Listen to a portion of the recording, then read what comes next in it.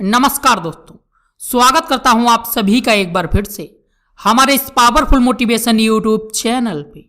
दोस्तों, आज के इस वीडियो में हम आपको चाणक्य नीति के अनुसार बताएंगे कि रोज स्त्री के साथ कौन सा एक काम करने से भाग्य खिलखिला उठता है और पूरा घर हो जाता है माला माल। किस प्रकार से, आइए जानते हैं इस वीडियो के माध्यम से। लेकिन दोस्तों, उससे पहले हम आपको चाणक्य नीति के अनुसार एक बहुत ही जरूरी जानकारी देना चाहेंगे कि पति पत्नी को संबंध बनाने के साथ कौन सा एक काम अवश्य करना चाहिए। दोस्तों, यदि पति पत्नी ये एक काम नहीं करते हैं तो ऐसे घर बहुत जल्दी तबाह बर्बाद हो जाते हैं और ऐसे लोगों को कभी भी जीवन में सफलता नहीं मिलती है। दोस्तों, हिंदू सभ्यता के अनुसार वैसे तो बहुत सी बातों को अनिवार्य माना गया है और उसमें से सबसे महत्वपूर्ण है मन के साथ साथ तन की स्वच्छता रखना। शास्त्रों की माने तो व्यक्ति को सुबह जल्दी उठकर स्नान कर खुद को और घर को पवित्र कर लेना चाहिए। अगर इन सब बातों से हटकर बात करें तो महारथी आचार्य चाणक्य ने भी इस विषय में अपने कुछ ज्ञान प्रकट किए हैं। उनमें से एक ये है कि व्यक्ति को संबंध बनाने के बाद स्नान करना अनिवार्य होता है। इतना ही नहीं बल्कि ऐसे बहुत से मौके होते हैं जिसे निपटाने के बाद इंसान को स्नान अवश्य करना चाहिए। ऐसा करने के पीछे क्या कारण है वो शायद आप नहीं जानते होंगे, इसलिए आज हम आपको बताने जा रहे हैं कि जीवन के वो कौन से अवसर हैं जब व्यक्ति को ये काम अवश्य करना चाहिए। दोस्तों, नंबर 1 है संभोग के बाद। आचार्य चाणक्य के अनुसार शारीरिक संबंध बनाने के बाद स्त्री व पुरुष दोनों को अवश्य नहा लेना चाहिए, क्योंकि इस कार्य के बाद दोनों के ही शरीर अपवित्र हो जाते हैं और जब तक वे खुद को शुद्ध नहीं कर लेते किसी भी काम को करने के लिए वे समर्थ नहीं माने जाते हैं। दोस्तों, संभोग के बाद स्नान करके ही वे किसी भी कार्य करने के लिए शामिल हों। आपको बता दें कि आचार्य चाणक्य के अनुसार धर्म क्रिया के बाद व्यक्ति को सबसे पहले स्नान करना चाहिए।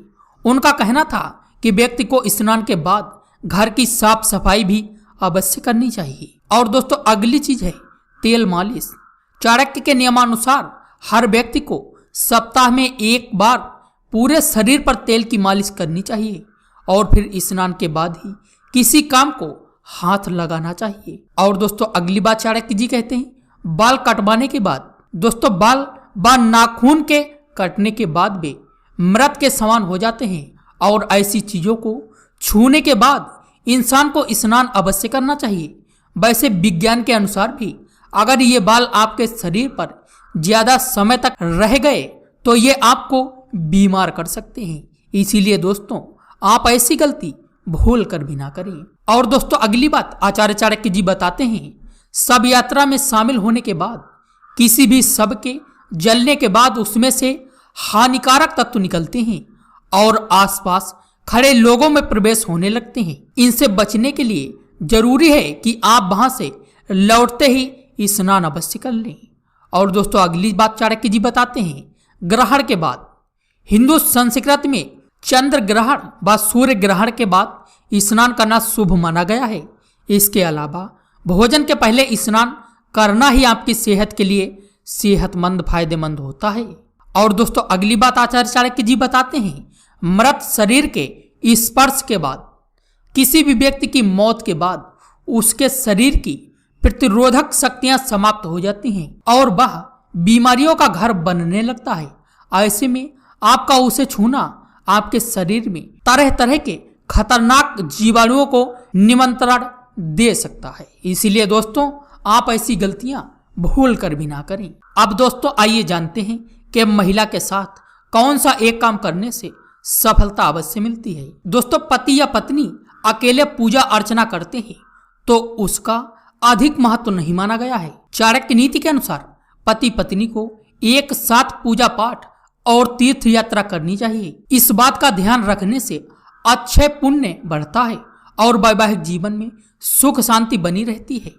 विवाह के समय पति पत्नी एक दूसरे को 7 वचन देते हैं। इन 7 वचनों में से एक वचन ये भी होता है कि पति पत्नी एक साथ ही सभी पूजन कर्म और तीर्थ यात्रा करेंगे। अगर पति या पत्नी अकेले कोई पूजा या तीर्थ यात्रा करते हैं तो उसका अधिक महत्व नहीं माना गया है। ऐसी पूजा से पूरा फल नहीं मिल पाता है और मनोकामनाएं पूरी नहीं हो पाती हैं, ऐसी मान्यता है। पूजा पाठ साथ करने से बढ़ता है आपसी तालमेल। दोस्तों, पति पत्नी एक साथ पूजा पाठ, तीर्थ यात्रा और अन्य धार्मिक कर्म एक साथ करते हैं तो दोनों के बीच परस्पर प्रेम और तालमेल बढ़ता है। इसकी वजह से वाद विवाद और कलह होने की संभावनाएं काफी कम होती हैं।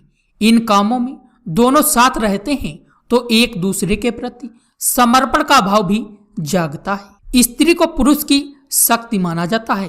इसी वजह से सभी देवी देवताओं के नाम के पहले उनकी शक्ति का नाम लिया जाता है, जैसे सीताराम, राधा कृष्ण। इसी वजह से पत्नी के बिना पति का कोई भी धार्मिक कर्म अधूरा ही माना जाता है। इसीलिए पति पत्नी को तीर्थ यात्रा व पूजा पाठ साथ ही करना चाहिए। इसको करने से घर में धन की वर्षा होती है और आपसे सभी देवी देवता प्रसन्न रहते हैं। तो दोस्तों, आज का वीडियो बस यही तक था। हम आशा करते हैं कि आपको वीडियो पसंद आया होगा। दोस्तों, अगर वीडियो पसंद आया है तो वीडियो को लाइक, कमेंट, शेयर करना बिल्कुल भी मत भूलना। तो चलिए दोस्तों, मैं मिलता हूं आपसे किसी ऐसे ही ज्ञानवर्धक वीडियो के साथ। तब तक के लिए जय हिंद, जय भारत।